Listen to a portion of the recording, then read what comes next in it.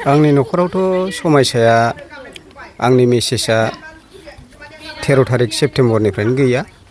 माने आङो जुननि 25 थारिखआव गुवाहाटियाव खामानि मावनो थांदोंमोन। ओमफ्राय गेजेराव खननैसो फैदों। ओमफ्राय बिनिफ्राय थांफिननानै आङो सेप्तेम्बर 10 थारिखआव न'आव सफैदों। ओमफ्राय बियो फिसाफोरखौबो थगायनानै आंखौबो थगायनानै माने बियो बाजाराव थांनो होननानै ओंखारनानै थांदों आरो। दा बिनिफ्राय बियो बबे जायगायाव दं बेखौ मिथिया, मा खामानि मावनानै थादों बेखौबो मिथिया, बबे जायगायाव दं बेखौबो मिथिया। दा न'जों जेबो जगाजग गैया आरो। गेजेराव खनसे जगाजग जादोंमोन 10 दिननि उनाव, खिन्थु मोजां रायज्लायनाय जायाखै। बांसिन फिसाजोआसो रायज्लायनाय जादों। दा बिनि उननिफ्रायनो जेबो जगाजग गैया आरो। दा बेखायनो आं बुंदों बेहा गथ' सानै दं, माने अननानै फैफिनथों, जाहाथे गथ'फोरनि इयुनखौ सिन्था खालामनानै जेरावखि खामानि दामानि मावनानै थाया मानो आं बेखौ खावलायो आरो आंनि आंगोनि बिसि हिसाबै। आरो बेखौ आङो नागाराबो आरो आंनो नांगौ। जायनि खारनाव आङो आंगोनि बिसि, जुलिया जोनोमाव खनसेल' जायो हिसाबै आंनो नांफिनगौ आरो। दा जेरावखि खामानि मावनानै थाया मानो अननानै फैफिन। नोंथांजों दावराव दावसिफोर बा न'खरनि माबाफोर जेंना जादोंमोन नामा? आंजोंथ' जेबो दावराव दावसि जायाखै। माने आं बायहेरायाव खामानि मावनानै फैदों हिसाबै आंजों जेबो दावराव दावसिबो जायाखै। मबाइलाव बिदिनो सानब्रै सानबासो सिगाङाव एसे फंनै फंथामसो नाटखुट जादोंमोन, खिन्थु जेबो बुलाय सोलाय जेबो दावराव दावसि जानाय जायाखै आरो। दा मा खारनाव थांदों आंबो बेखौ मिथिया, खिन्थु आं दुखुथिया न'खर हिसाबै थाखा फैसानि एखमबा खस्थ' जायो। दा बे आरो माबाफोर सासपेक्ट दं? सासपेक्टआ आंनि मिथिनाय बायदियाव जेबो सासपेक्टखौ आङो सानाखै। आं बेजों 12 बोसोर 11 बोसोर रायजो जाबोनाय हिसाबै आं मिथिगौ। आरो बियो बेबायदि मानसिबो नङा होननानै आङो बुंनो हायो आरो। दा गावनि न'खरनि बिमा बिफाजों कन्टेक्ट दंना गैया? गावनि न'खरनि बिमा बिफाजोंथ' जों रायज्लायबाय। मोननैबो न'खरजों रायज्लायनायनि गेजेरजों दा गावस्रा बिदा दं, बिब' दं, ओमफ्राय बिमा बिफा दं, जाथि बंस' दङ। खिन्थु जोङो रायज्लायनायाव बिसोरबो मिथिनाय जायाखै होननानै दा बुंदों। दा दाखालि बिब'नाव थांनानै रायज्लायनायाव जोङो बिब'आ गुवाहाटियाव दङ होननानै मिथिदों होननानै दा बिब'आ बुंनाय जादों आरो दाखालि। बावैसो सप्तासेसो जाबाय खोमा जों थांनाया। दा बिब'जों माबायदि कन्टेक्टआव दं आं बेखौ बुंनो हाया, खिन्थु बिब'आ जों दाखालि थांनाय समाव बियो गुवाहाटियाव खामानि मावनानै दङ होननानै बुंदों। खिन्थु मेन स्पटखौ जेबो खोन्थायाखै होननानै बुंदों आरो बिब'आबो। पुलिसनोबो जोङो मिसिं रिपर्ट होनाय जाबाय। माने आथिखालनि जुगा बहुद क्रिटिकेल जुग। बे हिसाबै जोङो आजिखालिनि जुगाव मानसिखौ गुबुन गुबुन दाब दाब जायगायाव थानायाव नों बहुद एक्सिडेन्ट जानांगौनि सम्भाबना थायो। बेनिखायनो जोङो मिसिं रिपर्ट होनानै दोननाय जादों आरो थानायाव। ओमफ्राय जों सात्र संगठन हिसाबैबो जोङो बिसमुरि आन्सलिक एबसुजोंबो जों एसे इनफरमेसन होनाय जाबाय। बेखिनि आरो दा जेरावखि थाया मानो फैफिनजानो दा फैनांगौ। गथ' गथाय दं, गथ' गथायनि इयुननि खोथा दं। जाया नङा जाबाय 12-11 बोसोरसो रायजो जानाया। आंहा खिन्थु थाखा फैसानि खस्थ' दं, दुखुथिया न'खर हिसाबै। दा अब्लाबो गथ' गथाय आं बेखौ जेबो दुखु होआखै। गावबो बिसास खालामबोदों, आंबो बिसास खालामबोदों। जों बहुद दंबाबो गैयाबाबो बहुद जोङो रेसपेक्ट होलायनायनि गेजेरजों सोलिबोदों। दा मा गोसोजों बा माबा खारनजों बेबायदि थांदों आं बेखौ बुजिनो मोनाखै आरो। दा जेरावखि थाया आं खावलायो आंनि आंगोनि बिसि हिसाबै, माने अननानै फैफिन। बायसान्सआव सोरबाफोर बबेबा जायगायाव खामानि मावनाय दामानि मावनाय, बबेबा हटेल बा सोरनिबा न'आव थानाय बा दखान सखान बा कम्पानि सम्पानियाव सोरबा नुदोंब्ला अननानै मबाइल नाम्बार होगोन, बेहाय खोन्थाहर आरो। मा मुं? नामा आंनि नामा फैलाव दैमारि, गामिया सामखागुरि, पस्ट अफिस बिसमुरि। आंनि आंगो बिसिनि मुङा जाहैबाय बिनारानि दैमारि। ओमफ्राय बिफानि मुङा बिस्ति बर', गामिया बेनो सामखागुरि, ओमफ्राय बिसमुरि पस्ट आरो। थांनाय समाव मा समाव थाङामोन बियो? बियो थांनाय फुंनि 8थासो जाबायमोन खोमा, 8था साराय 8था बेबायदि आरो। हाथायाव थांनो होननानै बियो गथ'फोरखौबो थगायलांदों, आंखौबो थगायलांदों आरो। दा बे दिननिफ्रायनो बियो न'आव फैफिननाय जायाखै। थाखा फैसाफोर लांफादों नामा? थाखा फैसाखौ आङो बांद्राय बुंजोबनो हाला। आंबो एसे होनाय दंमोन, ओमफ्राय गावनावबो माबा फानलुनाय दंमोन खोमा। मथा मथि बेनाव 8-9 हाजारसो फैसा दंमोन खोमा। आंनि आइडियायाव आरो खिन्थु पारफेक्टलि बेसेबां आखायाव दङमोन आं बेखौ बुंजोबनो हाया बुंनो हाला सोरबाफोर लेंलांदों नामा बेबायदि सानो नामा लेंलांनायाथ' मा होननानै बुजिनो बावनो आं जेबो बुंनो रोंला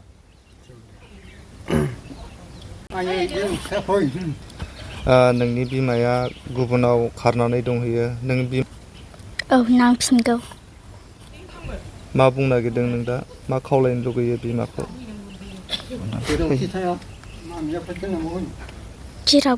मामिया फैफिननांगौ बेसेबां इयार्स जागोन 10 9 बोसोर बिमाया 5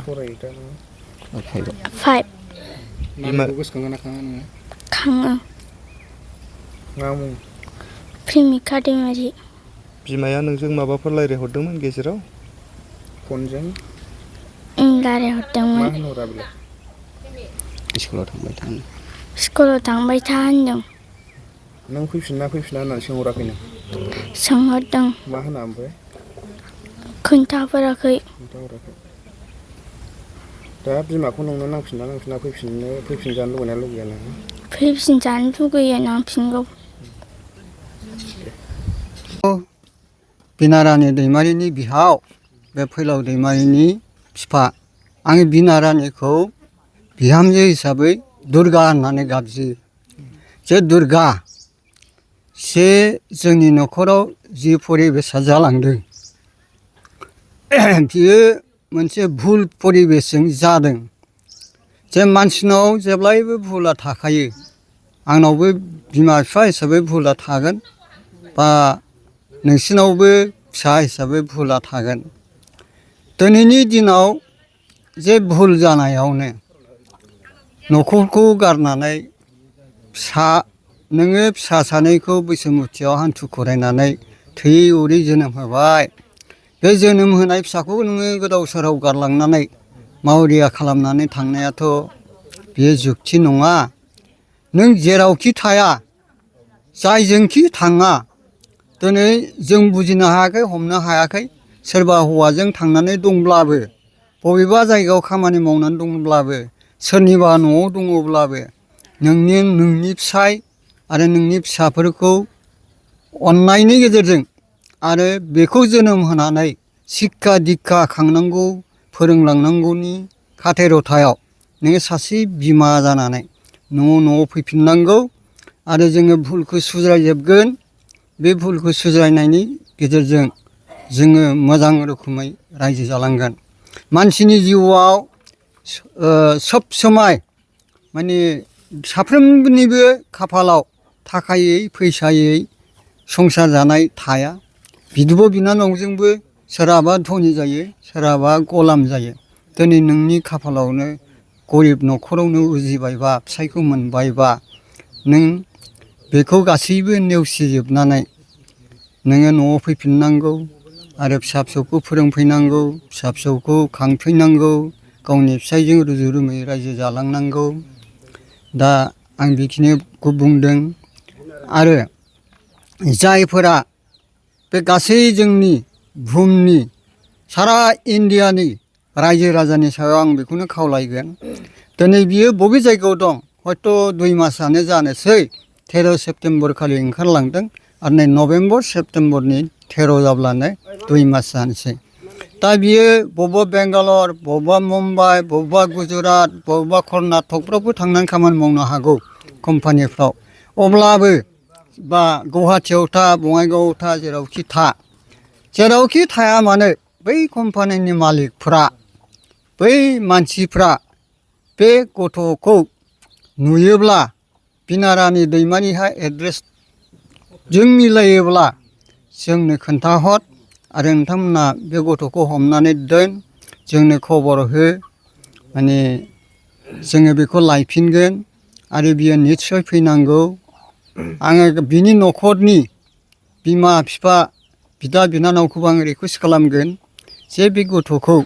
मोजाङै बुजाय आजाय समजायलायनानै बिसोरखौ जोंनि समाजनि नियम निथि बिथिंजों रायजो जाहोफिननाया खोब गोनां दङ माने गथ'फोर सानैखौ मावरिया खालामनाया जोंनि सुबुं माहारिनि धोरोम नङा हिसाबै आं गले गले खावलायगोन बिना रानि दैमारिया आंनि बिहामजो दुर्गाया न'आव फैफिननांगौ आरो दिनै मिडियायाव जों होबाय होनांनायनि खारना जाहैबाय नों जोंजों जेबो रिलेसन गैयैयाव जोंहा साननांगौ थाबाय कि नोंबा सोरबा गुन्दाजों फानहरजाबाय सोरजोंबा किडनेप खालामजाबाय सोरनिबा दोनखारलांबाय बा बबेबा खनायावनो खामानि मावनानै थाबाय जों बेखौ फोथायनो हायाखै दानि मुगाया खाट्रा माने बुंस'नो हायाखै कि जानि सोरजोंबा लामा ससेयाव नों बुथारजाबाय बेखौबो जोंहा सोरगिदिं साननांगौ थाबाय बे थानायनि गेजेरजोंनो दिनै जोङो मिडियायाव होनो गोनां जाबाय खारन जों नोंखौ अनो मोजां मोनो आरो नांथारगौ जोंनि न'खरनि सासे नोङो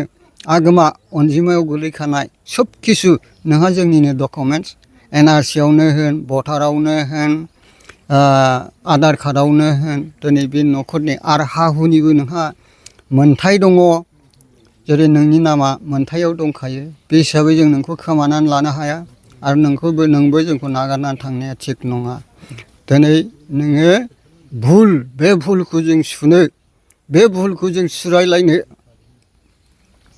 जोङो जेब्लाबो नाजानांगोन जाबाय दे आरो न'खराव फैनानै नोङो भुलखौ सुस्रायनांगोन जाबाय दे औ